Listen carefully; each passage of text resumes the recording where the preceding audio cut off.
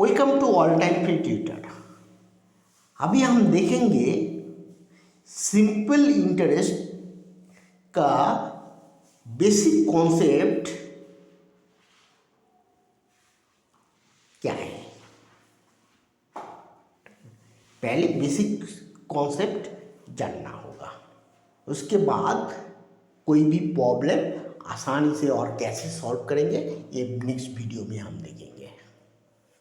ठीक है, पहले एक बात बोलता हूँ कि ये शीट निकलना थोड़ा सा मुश्किल हो रहा है, तो ये शीट ओपन करने के लिए ये कहाँ ये ढूंढना मुश्किल है। तो जैसे किताब में कोई एक चैप्टर कौन सा पेज में है ये ढूंढना जैसा मुश्किल होता है, ठीक है। तो अब हम क्या करते हैं कि हम ना जो जो सूची पत्र है शुरू में, ठीक है, जो चैप्टर का नेम लिस्ट है वो ओपन करता हूँ। सिमिलरली यहाँ पर जो है वो है ये अपडेट शीट। यहाँ पर क्या करेंगे, हम यहाँ पर ढूंढेंगे एक एक करके कहाँ पर है मेरा सिंपल इंटरेस्ट। ये है मेरा सिंपल इंटरेस्ट। यहाँ पे भी क्लिक कर सकते हो, यहाँ पर भी क्लिक कर सकते हो। तो करोगे तो शीट ओपन हो जाएगा ऑटोमेटिकली, ढूंढने की कोई जरूरत नहीं है। ठीक है, तो पहले आते हैं जो टर्म, ठीक है, पूंजी या असल, ठीक है, मतलब होता है प्रिंसिपल।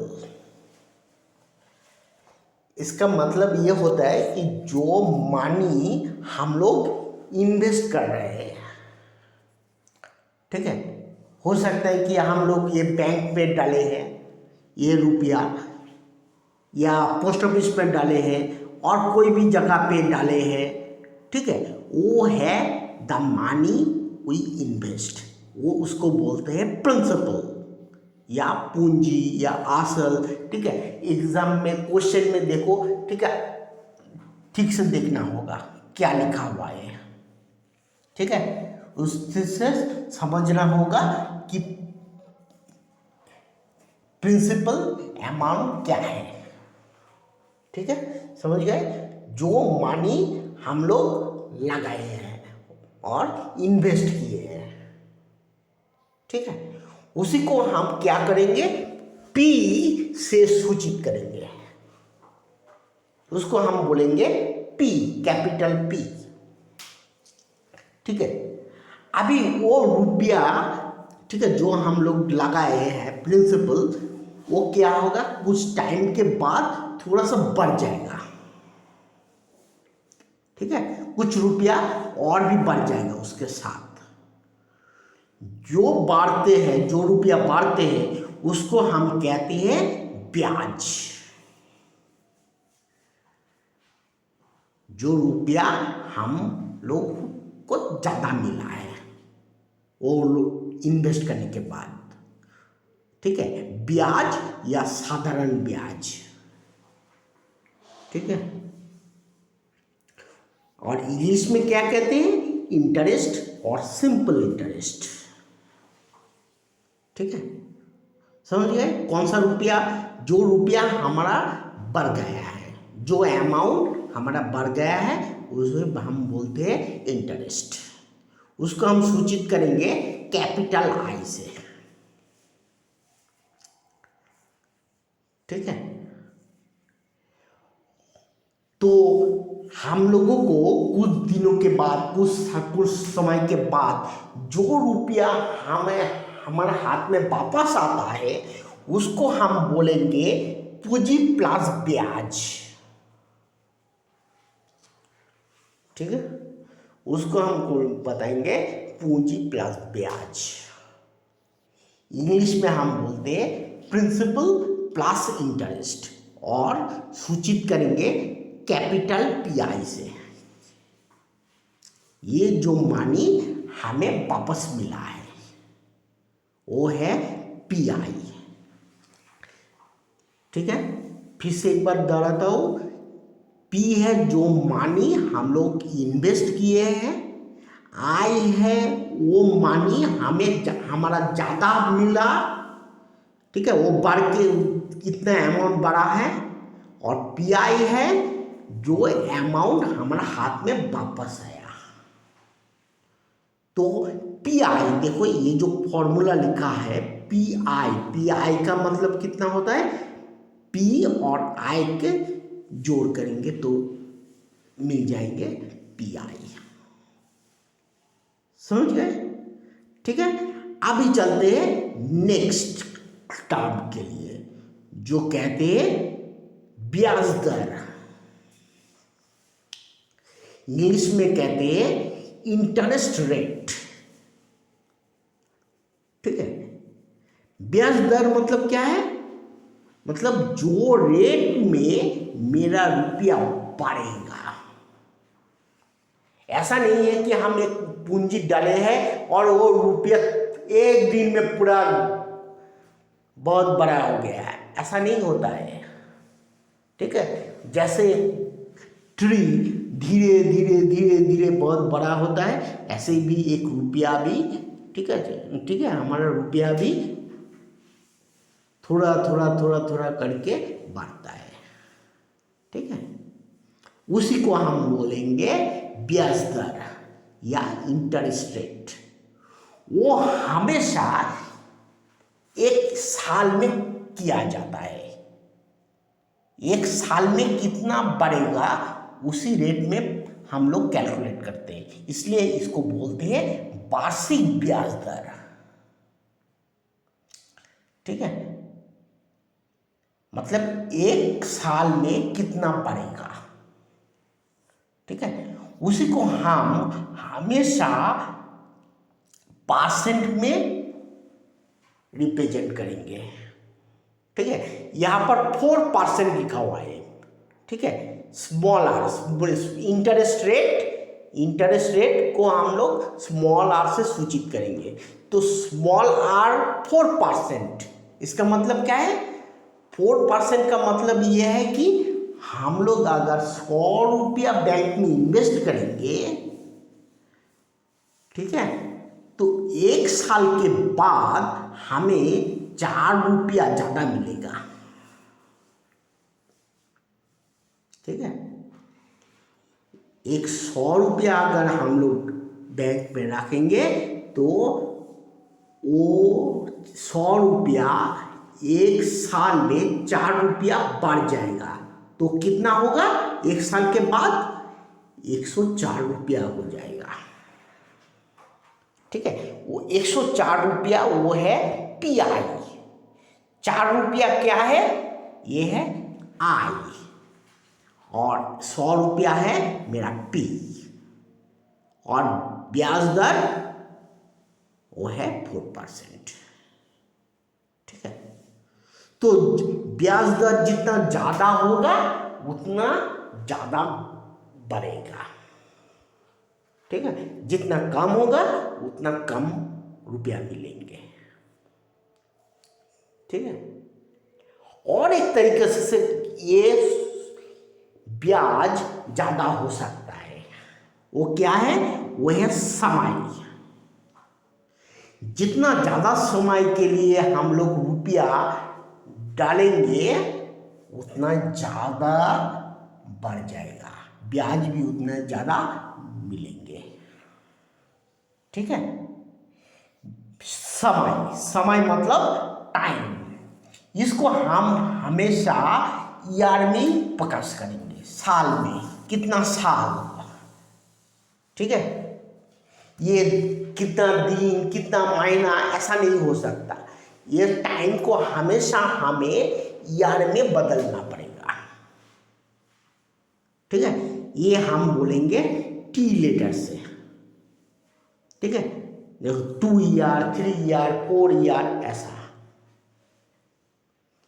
ठीक है, तो कितना, तो कोई एक रुपया, ठीक है, तो हम तब ये फॉर्मूला इस्तेमाल करेंगे।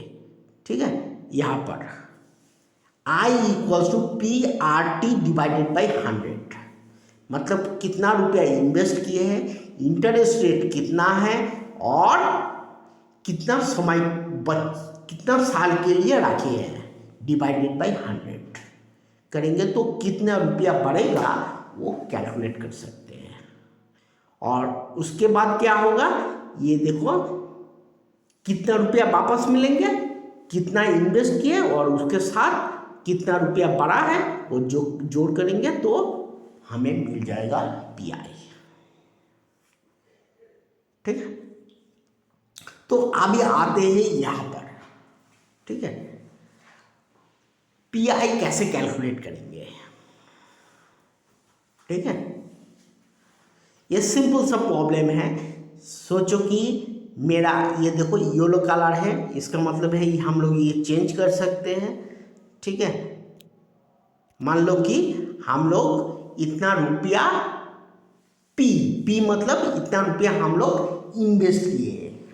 क्वेश्चन में दिया हुआ है कि कितना रुपया इन्वेस्ट किए, तो हम लोग क्या करेंगे P इक्वल्स टू ये डाल देंगे। उसके बाद देखो क्वेश्चन में क्या है, देखो कितना रुपया इंटरेस्ट मिला है वो बता दिया है, तो हमें क्या निकलना होगा, कितना रुपया हमें वापस मिलेंगे, मतलब पीआई को कैलकुलेट करना है। तो पीआई कैलकुलेट करने के लिए क्या करेंगे, हम लोग ये फॉर्मूला पे डालेंगे, क्या होगा ये दोनों को जोड़ेंगे तो हमें मिल जाएगा पीआई। ठीक है, देखो ये 2 रुपया हम लोग जोड़ दिए तो ये रुपया मुझे वापस मिला है, तो ये है मेरा पीआई फाइनल आंसर। ठीक है, यहाँ पर आ गए, फिर से यहाँ पर साइड में चलो।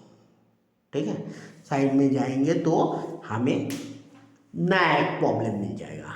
ये प्रॉब्लम में क्या है, हमारा क्वेश्चन में पीआई दिया हुआ है। ठीक है, और पी दिया हुआ है। ठीक है, तो हमें आई का वैल्यू इंटरेस्ट कितना है वो कैलकुलेट करना होगा। वो कैसे करेंगे, ठीक है, कैसे करेंगे। ठीक है, पी आई हम लोग जानते हैं P I equals to P plus I, ये दोनों जोड़ करेंगे तो और हमें कैलकुलेट करना है आई, तो आई को लेफ्ट साइड में लेके आए तो ये बन गया पी आई माइनस पी, मतलब ये दोनों घाटा करेंगे तो हमारा इतना रुपया हमें इंटरेस्ट में वापस आ मिला। ठीक है, फिर से ऊपर चलो और उसके बाद साइड में चलो। ठीक है, आ गया नया प्रॉब्लम। ये प्रॉब्लम में क्या है, ठीक है, ये प्रॉब्लम में क्या है कि पीआई दिया हुआ है, मतलब कितना रुपया वापस मिला है वो दिया हुआ है, और कितना रुपया बढ़ा है वो दिया हुआ है। तो फिर कितना रुपया इन्वेस्ट किए, हमें पी कैलकुलेट करना है, मतलब कितना रुपया वापस मिला है, कितना रुपया इन्वेस्ट किए, वो कैसे कैलकुलेट करेंगे। ठीक है, P I equals to P plus I, ये हमारा फॉर्मूला। यहाँ से हम पी का वैल्यू लेफ्ट साइड में लेके आएंगे, तो P equals to P I minus P, मतलब ये दोनों घाटा करेंगे तो ये इतना होगा। तो इसका मतलब क्या है, हमें इतना रुपया क्या है इन्वेस्ट करना पड़ेगा। ठीक है, और एक दूसरा चीज है, ये बेसिक कॉन्सेप्ट। ठीक है, एग्जाम में, ठीक है, साइंस सर और मैम ने थोड़ा सा कठिन करने के लिए क्या कर दिया, ठीक है, टाइम को बोल दिए कि 2 साल 3 साल, ऐसा नहीं बोलने से मैम क्या किया 3000 दिन कर दिए। हम कोई एक मनी, ठीक है, कोई एक अमाउंट ऑफ मनी हम लोग क्या किए 3000 दिन के लिए इन्वेस्ट कर दिए। तो हम 3000 को इस्तेमाल नहीं कर सकते क्योंकि ये दिन में दिया हुआ है, इसको हमें क्या करना है साल में बदलना होगा। तो साल में बदलने के लिए क्या है, हमको 365 से डिवाइड करना पड़ेगा, तब जाके ये साल में बदल जाएगा। ठीक है, उसी तरीके से अगर क्वेश्चन में दिया हुआ है महीना, सोचो कि 3 महीने के लिए इन्वेस्ट किए, कोई 1 रुपया ठीक है, 3 महीने के लिए इन्वेस्ट किए हैं, तो हम 3 को इस्तेमाल नहीं कर सकते। हमें क्या करना होगा, हमें उसे, ठीक है, पहले टाइम को ईयर में कन्वर्ट करना पड़ेगा। तो वो क्या होगा, 3/12, ठीक है। सिमिलरली अगर क्वेश्चन में दिया हुआ है कि कोई 1 रुपया, ठीक है, 2 साल, 3 मंथ, 15 दिन के लिए इन्वेस्ट किए, तो मतलब कितना साल के लिए इन्वेस्ट किए उसको कन्वर्ट करना पड़ेगा। तो उसके लिए क्या है, पहले दिन को 365 से डिवाइड करेंगे, तो एक दिन कन्वर्ट हो गया साल में। उसके बाद 3 महीना को हम लोग क्या किए, 12 से डिवाइड करेंगे तो 1 साल में बदल जाएगा, और ये तो साल में ही है, पूरा जोड़ देंगे, बस हमारा ये बन गया ये। तो ये साल में हो गया। अभी इसको इस्तेमाल करेंगे एज ए टी, ठीक है। तो ये थोड़ा सा ध्यान रखना होगा कि टाइम हमेशा साल में होता है और इंटरेस्ट रेट भी हमेशा साल में ही होता है, वार्षिक ब्याज दर, ठीक है। अभी हम लोग नेक्स्ट वीडियो में देखेंगे कि कैसे कोई एक क्वेश्चन का प्रॉब्लम सॉल्व करना है, ठीक है। Thank you.